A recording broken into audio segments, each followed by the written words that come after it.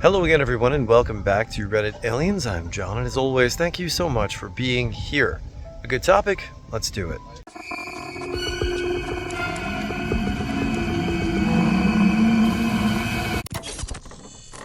What's an experience you had that you cannot logically explain? Please remember to like, share, and subscribe. So to preface this story, I have a schizoaffective disorder, meaning I have the hallucinations and delusions of a schizophrenic, but they're all affected by a mood disorder. So back in my junior year, I remember going into a serious panic attack, and I hid under the computer desk, just staring into space, trying to calm down. Two of the voices were talking to me, and I couldn't seem to calm down. One of them said, "Wait here, I'll go get someone," which didn't make any sense to me because he isn't real, and no one else can see him. 2 seconds later, a guy from my class was kneeling down in front of me, asking if I was having a panic attack, because apparently people in his family did. A couple hours later, I get to a class where we had to test that I totally forgot about. I was sitting at the desk in class, about to have another panic attack, because I didn't know the answers. I then heard one of the voices say, "Okay, we're getting you out of here." And I'm like, how? Then the fire alarm goes off. Keep in mind that I had no clue that we were having a fire drill that day, much less during that period. So I got about a 15-minute break outside, and then I was able to go back and complete the test without a panic attack.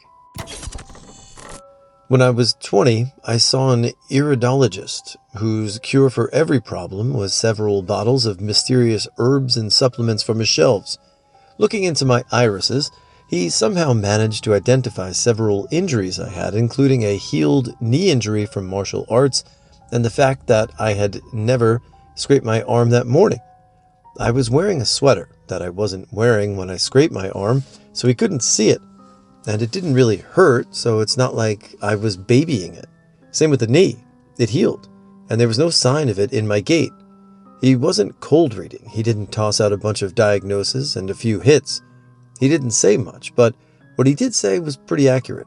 I've looked into iridology since then, and it seems like there's no scientific proof it's a thing. Since then, I've met an acting coach who was super perceptive and regularly did the same Sherlock Holmes reads on me.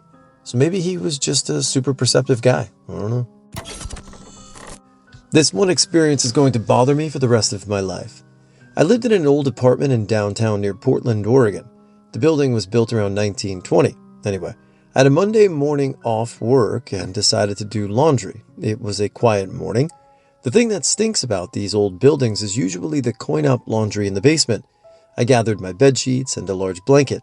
I had a laundry pot on the top and grabbed a few quarters. I walked down the stairs that are immediately to the right of the front door. I didn't pass anybody going up or down, just little old me going down alone to do laundry. No big deal.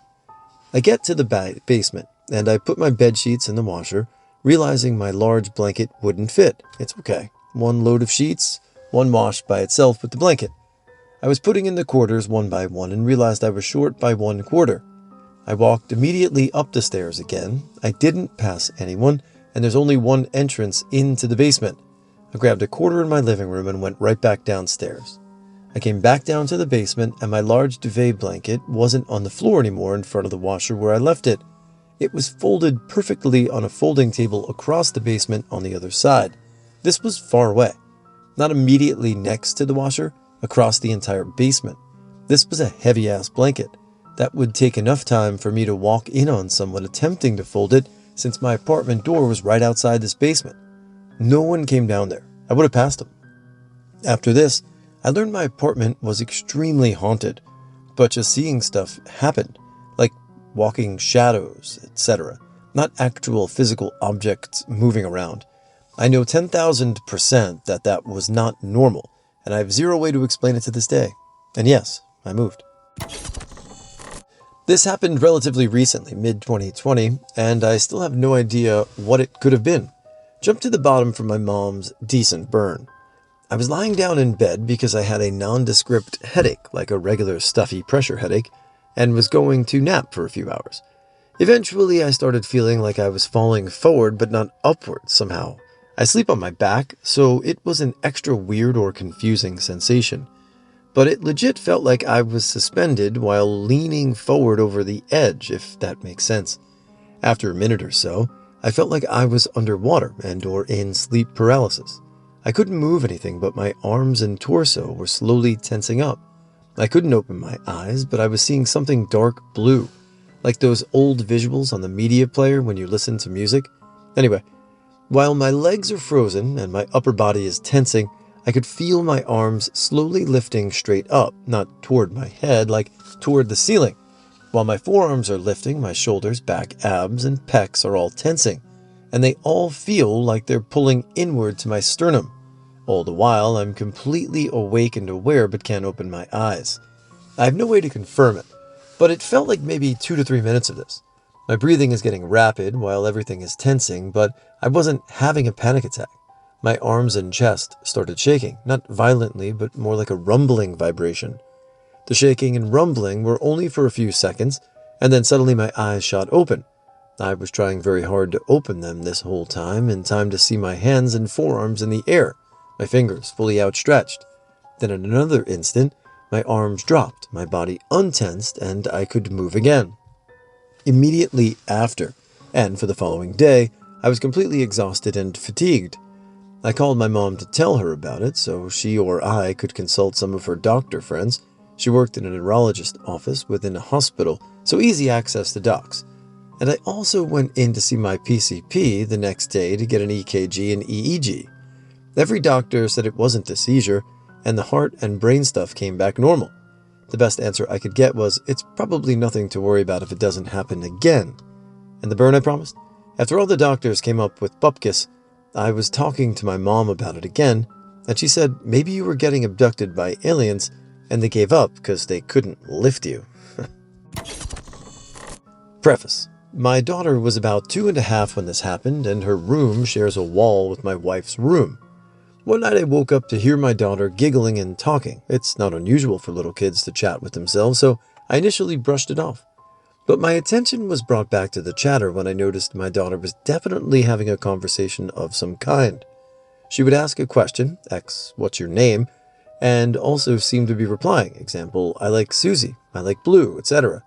I listened for a minute, and after I caught on to all of this, I jumped out of bed, grabbed my bedside baseball bat, and sprinted to her room. I opened the door, and my daughter was just sitting in her crib, looking at the wall, and she turned to me with a big grin on her face. I looked around briefly and found everything to be normal. I then asked, "Who were you talking to?" Her reply was simply, "Gamma," grandma in 2-year-old speak. I was then relieved because I thought she was just playing or dreaming, as she's very close with both of her grandmothers, and I went back to bed. Next night, the same chatter wakes me up.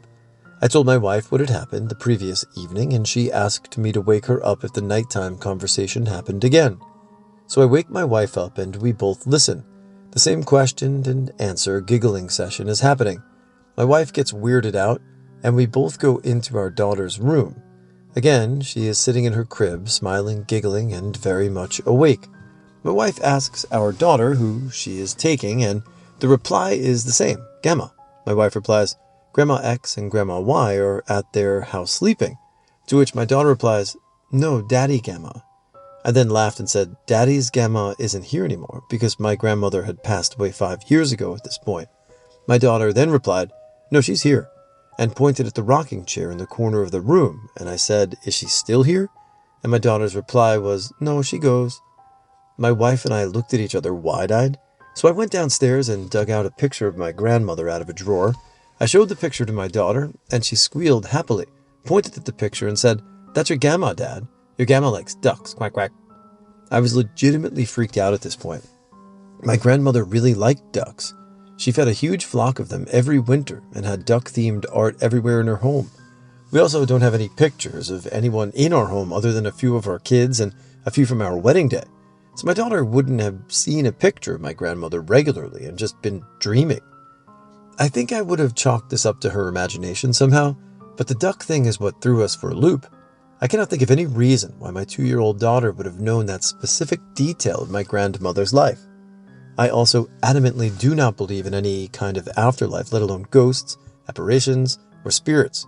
However, I have never been able to come up with any logical reason why this situation occurred. Yeah, I mean, unless your wife put her up to it and they wanted to really mess with you a little bit, That's definitely odd. So if that happened as it is, man, whoa, wild, but cool. This happened to me this past Friday. I dropped my youngest son off at school and came back home. It was trash day, so I wheeled out the bin to the end of our driveway and came back into the house, locking the door behind me. I went to the hall to my bedroom and into the bathroom to wash my hands. While I was drying them, I heard the sound of a TV come on. I frowned and wondered if my eldest son had come back from class early. It was only around 8:30 a.m., and I didn't expect him home till about 10:30 a.m. I walked down the hall and realized the sound of the TV was from the one in the study. The lights were off, but you could see the flicker of the TV on the wall. I turned on the lights and walked in. The TV was definitely on, with Lord of the Rings Return of the King playing. I was stumped. When I left to drop off my son at school, we were the last ones out of the house, and the TV was definitely not on. Likewise, when I came in after dropping him off to gather up the last load of trash before stuffing it in the bin and wheeling it out in the street, I searched for the remote on top of the bookshelf and was about to turn it off when the TV screen went dark. Frowning, I pressed the power button and the TV came back on, no problem. But to the menu page, not wanting to waste any more time with it, I turned the TV back off, set the remote back down on the bookshelf, and went about my business. Later that morning, when my eldest son came home, I was on the brink of mentioning the odd TV thing to him while he ate a snack and I prepared for him, when we both heard the TV come on in the study.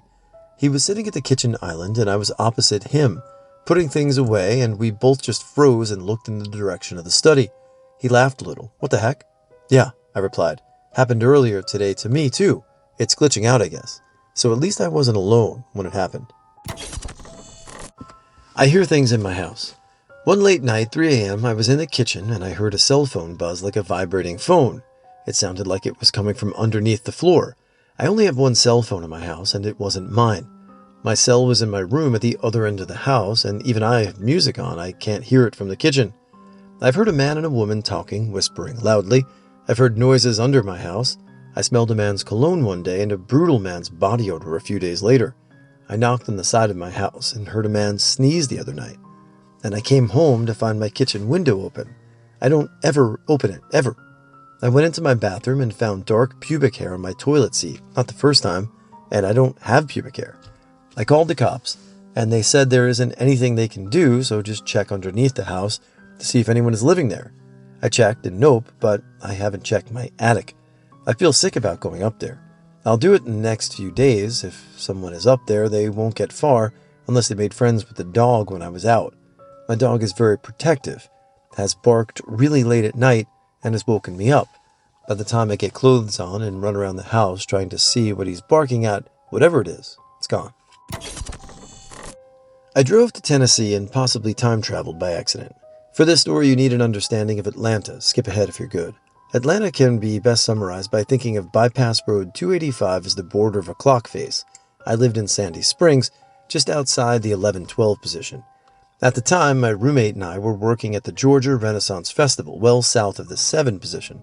75 and 85 come into the clock at the top of separate highways, meet in the middle briefly, and split again before leaving the clock. We were coming back from the fair, intending to get on 285 to avoid traffic and go north, left, to go around another bypass to our home in the north.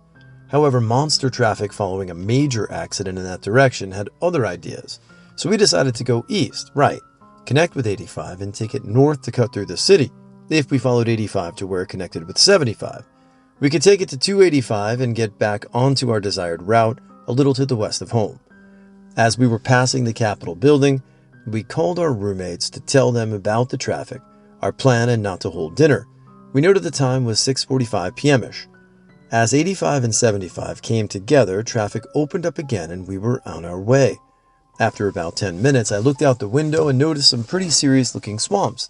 I was new to Atlanta, and this sight surprised me. I pointed this out to my roommate, remarking how I didn't realize Atlanta had swamps. I'll never forget her response. "What the are you talking about? Atlanta doesn't have swamps." My roommate looks out my window and notices the swamps before noticing an exit sign for a town I'd never heard of. She swore, pulled off at the next exit, and got back on going south. I asked her what was wrong. She said we'd missed 285 and somehow ended up almost at the Tennessee border. She had me call our roommates again. The call log would show that only 15 minutes had passed. It would take us 2.5 hours of flooring it to get back to 285. Not even the full distance we'd driven in an impossibly short time. I cannot explain it to this day.